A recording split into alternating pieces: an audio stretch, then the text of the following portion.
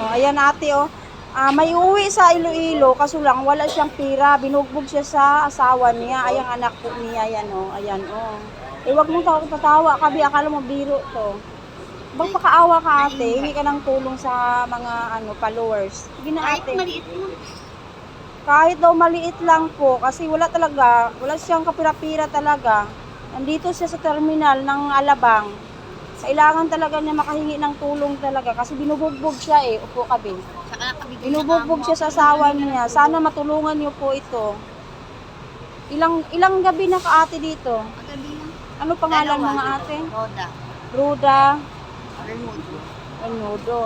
Pakitulong po kay Ruda Belmodo.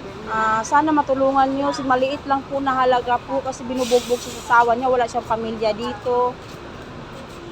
Gusto niyang uuwi sa Calino. Wala silang pamasay. May bata pa siya.